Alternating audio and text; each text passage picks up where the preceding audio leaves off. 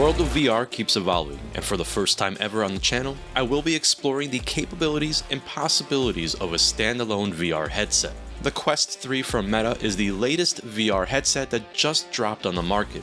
Personally, I have been on the virtual reality journey starting way back in 2015 with the HTC Vive, where I got my first start in the world of VR.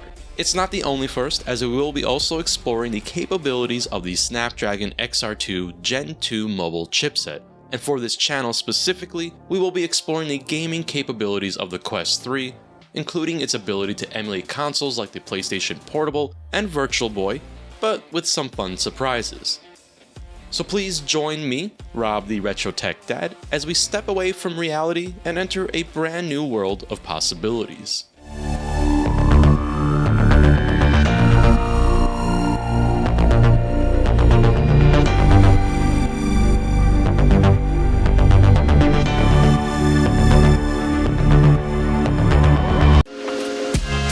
Let's talk about specs before we dive into the unboxing.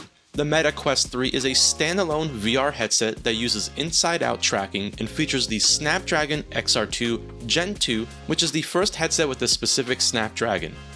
Meta claims it delivers double the GPU performance versus the Snapdragon XR2 featured in the Quest 2, and in the recently released Pimax Portal, which I covered earlier on the channel. Now, based on my CPU-Z readout, the XR2 Gen 2 features Adreno 740 graphics clocked at 492 MHz. The optics in the Quest 3 are also improved over the Quest 2 and features 2064 by 2208 pixels per eye, a 30% improvement over the Quest 2 with a whopping 1218 ppi, making it the best resolution across all Quest devices.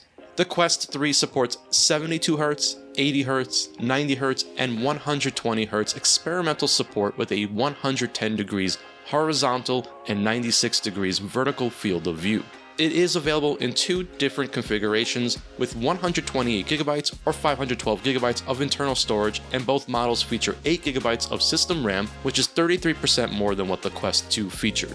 As the Quest 3 is looking to focus on the aspect of mixed reality, it features two RGB cameras with 18 pixels per degree, or PPD, which is 10 times the resolution of the Passthrough featured on the Quest 2. There is a mechanical lens spacing adjustment wheel with an IPD range of 53 to 75mm. The headset has integrated stereo speakers and a 3.5mm headset jack with built-in Wi-Fi 6E and Bluetooth, as well as USB Type-C for charging and data. There are built-in contact pads on the bottom of the unit for easy charging when used with their external dock accessory. According to Meta, the Quest 3 has a battery life of 2.2 hours of usage on average. The Quest 3 does have support for PC VR using either the Quest Link cable or wirelessly with AirLink. Every Quest 3 includes the Meta Quest Touch Plus controllers in the box.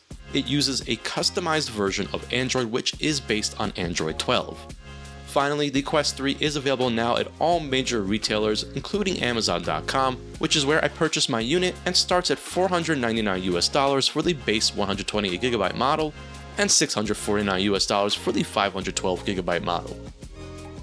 It's now time for our unboxing so we can check out what is included in the package. The packaging is definitely a very Quest style box and will look familiar to owners of the Quest 2. I will say I was shocked at how small the overall size of the box is.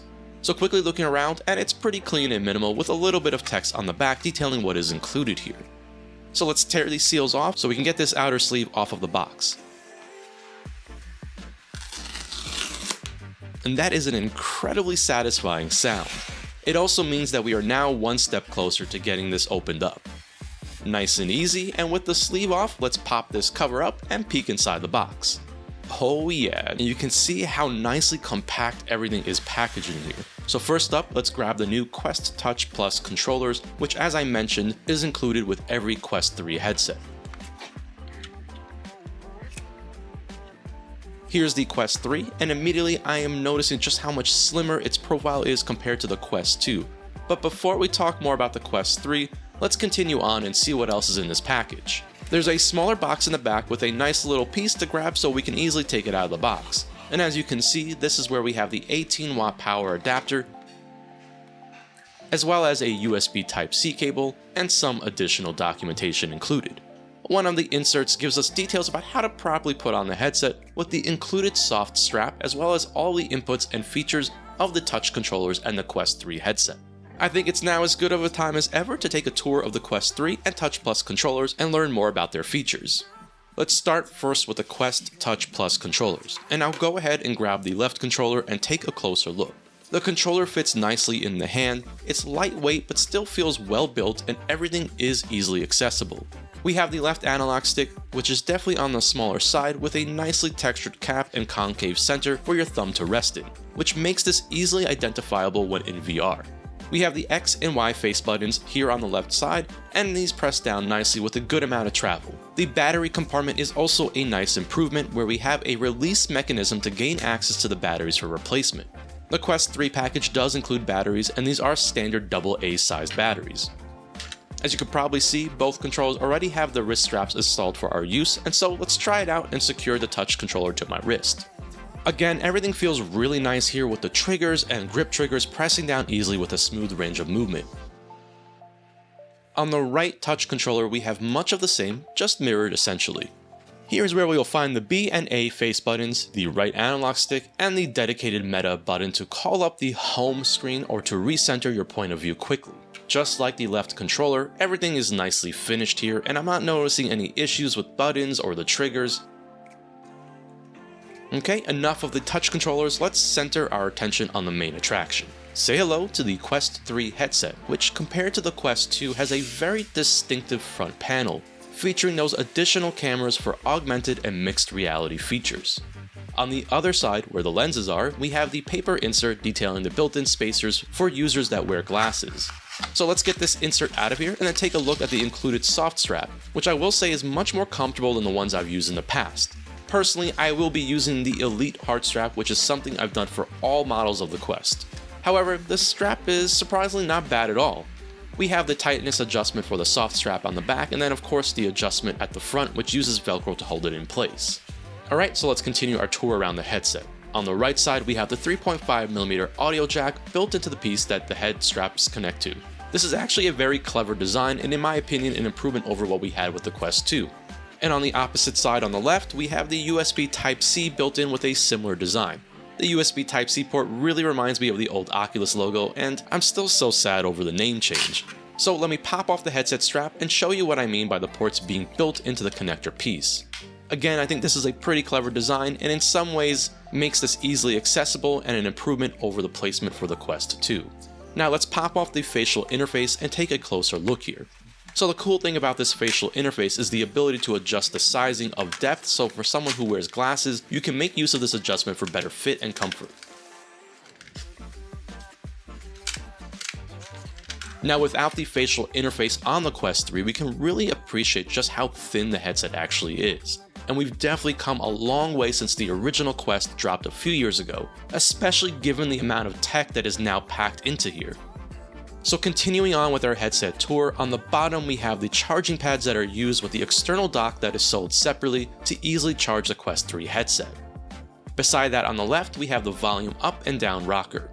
And then finally on the right side we have the dial for manual IPD adjustment that allows for a mechanical lens spacing distance of 58 to 70mm with an adjusted IPD range of 53 to 75mm. Alright, so with our tour around the headset completed, let's quickly turn the Quest 3 on for the first time. You'll probably notice that when unboxing the Quest 3 you are prompted to use the QR code to download the MetaQuest app for your mobile device. For first time setup, you'll be prompted to either log in or create a Meta account by linking your Facebook, Instagram, or just using an email for account creation. Because I'm a longtime Quest user, I'll just simply log in, and then from within the app you will be able to pair your new device. The software does a pretty solid job guiding you through the setup process, and the app itself is quite useful for managing your headset as well as easily shopping for new games and software. But when you've finally completed the setup process, you will arrive in your new virtual home. However, you might notice that you haven't quite left reality, as the folks at Meta cleverly show off some of the capabilities of those external cameras. So let's pick up my touch controllers and then we can walk through the interface of the Quest 3, which is using Android in the backend. Starting out at the bottom left, we have access to the quick settings, and from here we can quickly toggle settings that are going to be used a bit more than some of the other more advanced features. We can also see some useful readouts here, such as battery life on the headset and on the controllers. Now on the top right of the quick settings screen, we are able to explore the full list of adjustments that can be made in settings. And as you can probably tell, there is a lot here to explore. Some of the more useful adjustments will be things like headset tracking, boundary mapping, software updates, and even turning on experimental features that will come along over time. You can also set up your virtual environments from here, and you've probably noticed that I am still in pass-through mode where I can see my working environment. So let's pick something different to chill out in, and I think I'll go with some snow since it's always sunny here in Phoenix, Arizona. Alright, so let's get out of settings and explore what is essentially the main screen of the Quest 3 in the Explore tab. Here you will access things like your friends list and app recommendations. It's basically the hub for all things related to your Quest.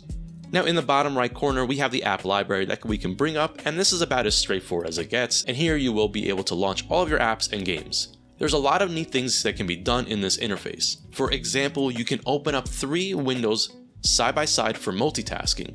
So you can have a YouTube video on one screen, play some retro games in the middle, and then have something like Discord open on the right. It really does take the whole idea of multitasking to another level. And let's talk about the hand tracking briefly, which is definitely an improvement over the Quest 2 thanks to the improved and additional cameras on the headset, as well as improvements in software that allow the hand tracking feature to work better than it ever has. We will see even better demonstrations of the hand tracking as well as some of the mixed reality functionality in just a little bit. However, speaking of mixed reality, you might have noticed my real environment in the background at times during the interface tour, and really the pass-through functionality is easily one of the biggest and most noticeable improvements that stood out to me with the Quest 3 headset from the moment I put it on my head for the first time.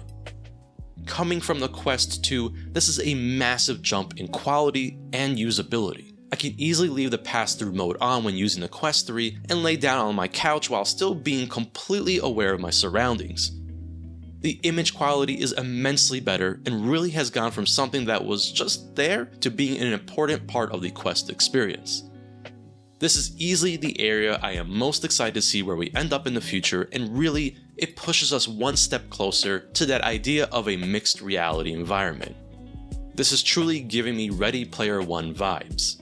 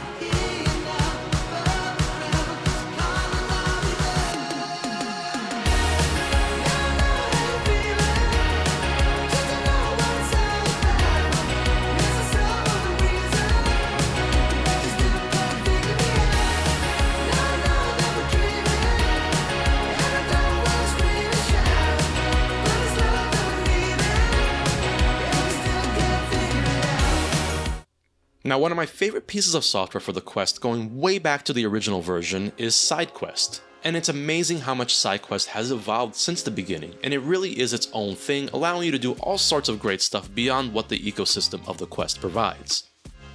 If you're a fan of Beat Saber, Sidequest is definitely something that you will want to get accustomed to, but it's also home to a lot of independently developed apps and games that are made to take advantage of the Quest.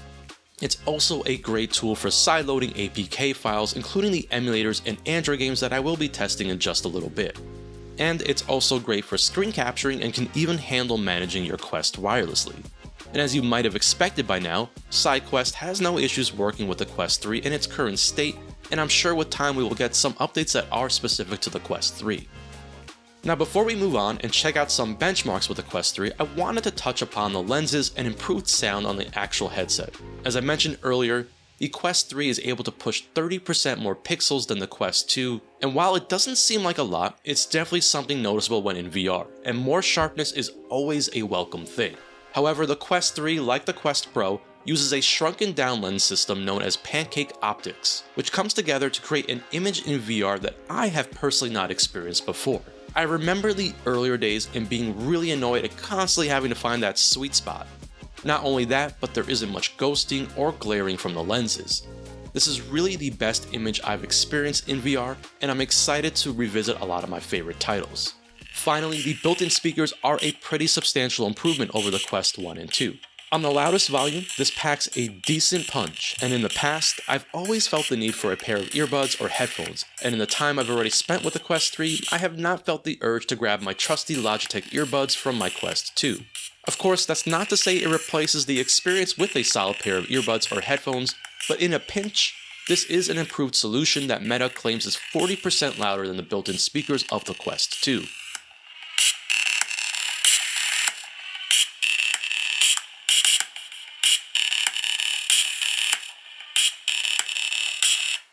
So let's quickly run some numbers on the Quest 3, and as I mentioned earlier in the video, the Quest 3 is equipped with the Snapdragon XR2 Gen 2 mobile chipset. Now, a lot of the tech here is based off the very powerful Snapdragon 8 Gen 2, including the 4nm process node.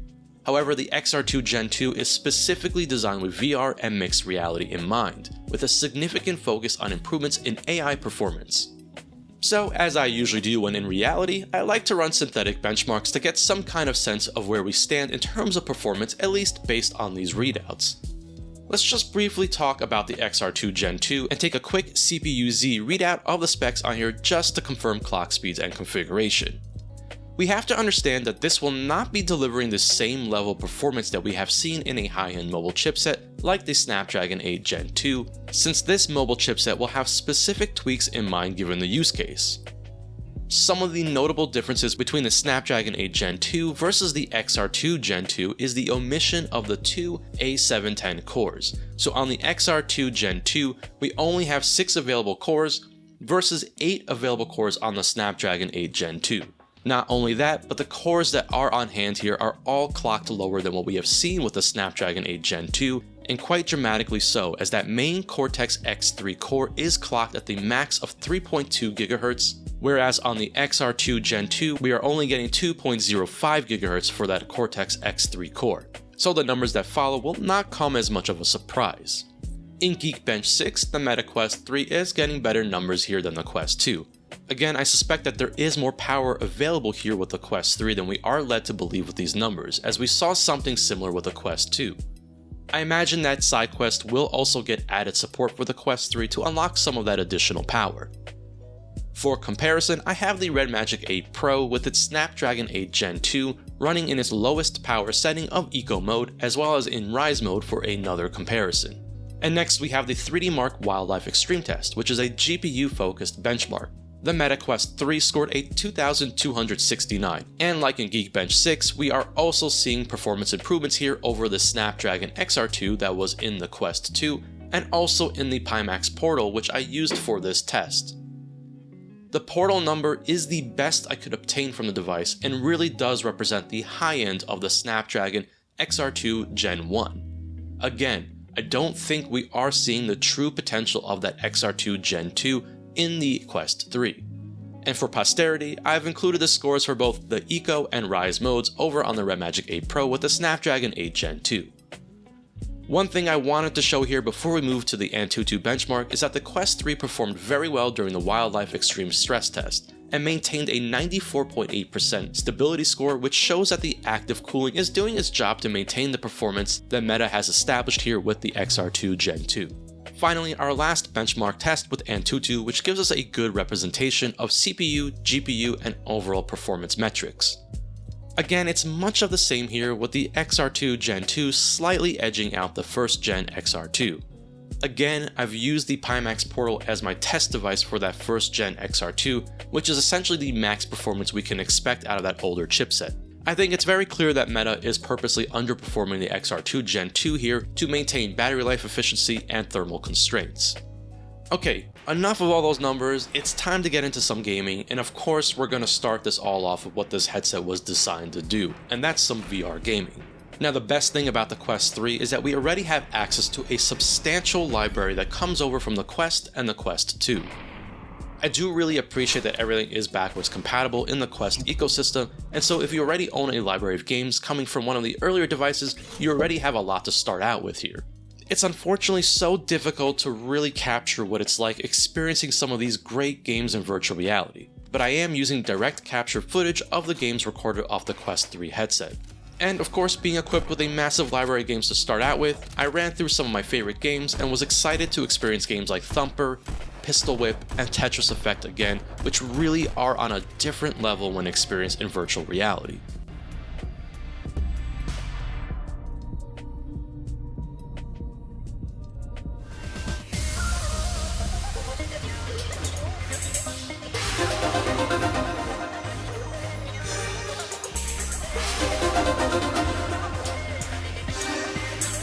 But the Quest 3 has meatier games available to it, including the really fantastic Resident Evil 4 port, which takes one of my personal favorite Resident Evil games and allows us to take on the role of Leon Kennedy and move away from the third-person perspective in the regular version of the game. This is definitely one of these standout experiences available on the Quest 2 and 3. And I had to load up another great game, Red Matter 2, which has been optimized for the Quest 3, and coming from the Quest 2, it really looks stunning here on the Quest 3 headset. It's honestly got me very excited about the future of what we can expect from titles that will be developed to harness more of the power that we can see on the Quest 3. Red Matter 2 is a fantastic experience that now really can be enjoyed with great fidelity on the Quest 3, and I'd go as far as saying that this is the perfect example that makes me feel like I'm not missing out on anything being tethered to a desktop PC for those visually demanding games. Finally, because this game dropped right after the release of the Quest 3 headset, I picked up Samba de Amigo Virtual Party, which is a game that I've been personally looking forward to and is a new entry in the franchise to one of my absolute favorite games from the Dreamcast days. Samba de Amigo Virtual Party takes the great rhythm action with the maracas and transports us into a virtual space. This is as fun and frantic as I imagined and is a great way to get your body moving. And I do have to say that I am really excited about some of the upcoming games like Asgard's Wrath 2, Arizona Sunshine 2, and of course the big one, which is Assassin's Creed Nexus. But the Quest 3 is not just a virtual reality headset, and because of the additional external cameras, the Quest 3 allows us to blend between the real world and virtual reality, better known as mixed reality. Now, because this is something new that Meta is pushing with the Quest 3, this is still very much early in terms of development when it comes to the library of games available for the mixed reality aspect. However, there have been games with mixed reality updates as well as some that are currently available that really show the potential of mixed reality gaming. Something like BAM is a great showcase of what a mixed reality gaming experience could bring to the table.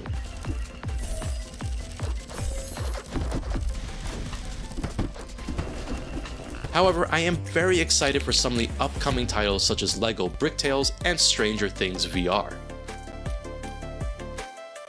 Now, for a lot of my viewers, and for me personally, one of the coolest things that we can explore here on VR is the ability to do emulation. The Quest 3 is equipped with the Snapdragon XR2 Gen 2, which will be quite capable for a lot of emulation. Not only that, because we have access to Android APKs, we can sideload many emulators that are already available on the platform. Yes, the Quest 3, like its predecessors, can run a lot of the emulators that we know and love. Now, given the power on hand, older consoles from the 5th generation and earlier will not have much trouble running on here, but something like PlayStation 2 emulation with Ether SX2 or Nether SX2 is a bit more demanding despite the extra power we have on hand with the Quest 3. The reality is that there is a tremendous amount of overhead running in a VR environment, and so we lose a lot of that extra power to that. That's not to say that PS2 or Gamecube and Wii emulation isn't possible, but as long as you're willing to temper your expectations, there is a vast amount of games playable and enjoyable on the Quest 3. And the best part is that because of the VR space, it really does feel like you're playing these games on a massively sized display. Finally, for fun, I did experiment with Switch emulation on the Quest 3, and unfortunately results were very mixed. I was hopeful that compatibility would be better here given that we have a Snapdragon chipset with Adreno 740 graphics. Unfortunately, Yuzu for Android and Skyline Edge both exhibited tons of issues with graphics or games that either crashed immediately or refused to launch. I tried a lot of the custom drivers that are available for the Adreno 700 series GPUs, but unfortunately I think this is something that we will need to see if it gets better driver support or just wait for users to continue to mature on Android. However, I did manage to get some of the lighter games with high compatibility to run on here. The usual standouts like Celeste and Fez run really well on the Quest 3, and it's just something fun to check out, and it's definitely exciting to see where we could end up in a few years. Now, we've talked about some great emulators that can easily be sideloaded and enjoyed on the Quest 3. However, these are 2D experiences in the virtual space, and so we now need to shift over to emulators that truly harness the capabilities of a virtual reality headset. There are some dedicated emulators that have Quest integration and actually make use of the capabilities of the headset. I think for many of us retro gamers, when we think of VR, we think of Nintendo's early and failed attempt at this market. The Virtual Boy was in many ways ahead of its time, trying to achieve something that just simply was not possible in a consumer level device and price point. With its distinctive red and black graphics, the Virtual Boy has certainly captured its own following over the years. However, thanks to a great emulator and a combination of modern day VR headsets, we are now able to enjoy the limited but interesting world of Virtual Boy emulation. For myself, this brings back very fond memories, as I distinctly remember being about 10 years old and going into the store with my dad to pick up one of the Virtual Boy units on clearance from Toys R Us. For the longest time, I had only one game with the Virtual Boy, which was the Pac-In Mario Tennis game, and let me tell you, I was definitely better at it back then than I am now. Eventually, I'd pick up some other standout games like Wario Land, which really is one of the best titles available on Virtual Boy, and if you own a Quest 2 or 3 headset, you should do yourself a favor and check out this fine experience. But really, this allows you to experience Virtual Boy without owning old hardware that is now showing signs of its age and becoming harder and harder to find in working condition. Not only that, but I'd argue and say that this is a much better way to experience the Virtual Boy and its small but fun library of games. And during my journey of putting this video together, I had a really good opportunity to explore PlayStation Portable emulation with PPSSPP, and for regular viewers of the channel, many will know that this isn't particularly something that's new for me, but what's really cool is that PPSSPP has the ability to utilize the Quest headset and turn these games from a flat experience often enjoyed on a small screen on a handheld device into a realized 3D space that you can explore and look at. It's not perfect by any means, but it's something that is really interesting to explore, and given the vast library of games on the PlayStation Portable, there's definitely a lot to check out. Surprisingly, many games work quite well with this transformation, and of course standouts will be titles like racing games such as Wipeout Post, Gran Turismo, and Burnout Legends, which are really something special utilizing the VR mode in PPSSPP. There were other surprises such as Twisted Metal Head-On, which is about as frantic as one might expect if you're familiar with the franchise. And then there are experiences that are like peeking into a diorama set with games like LEGO Star Wars and Sonic Rivals, which are fun to explore in a different perspective and see these games come to life in a different way.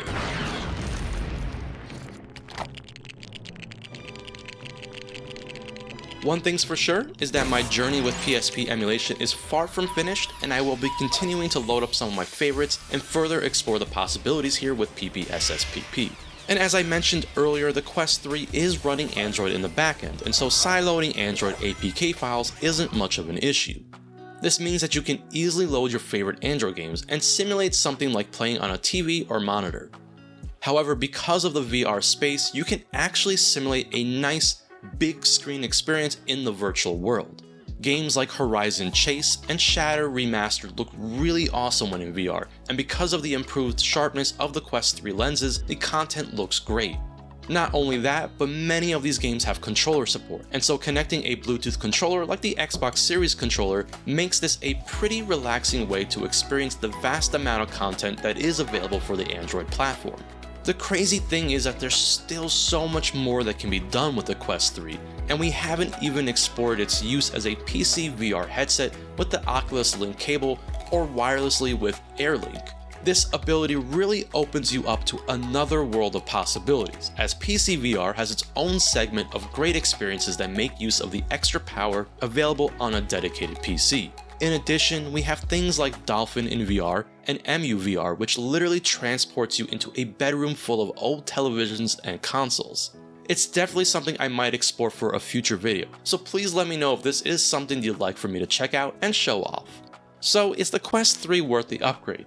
Well, it's not such a straightforward answer. There are a lot of great quality of life upgrades that definitely make it a better headset for me personally. In particular, the improved Passthrough is a game changer and has me incredibly excited to see what future versions of the Quest will be like. However, based on my experiences with the Quest 2, we are only in the very early stages of what we can expect with the Quest 3, and I think once developers shift and harness more of the capabilities of the Quest 3 will we really see the true potential of the features that the Quest 3 affords. For many, I think the Quest 2 is still an awesome entry point into the world of VR, especially as a standalone experience, and has many of the features that are available here on the Quest 3. It's just that the Quest 3 does all of those things better. At the end of the day, I think both the Quest 2 and 3 are excellent headsets with tons of features, capabilities, and tons of community support.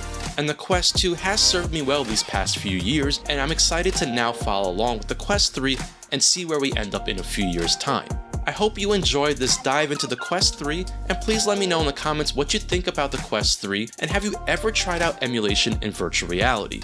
As always, I am the Retro Tech Dad, and thank you so much for watching.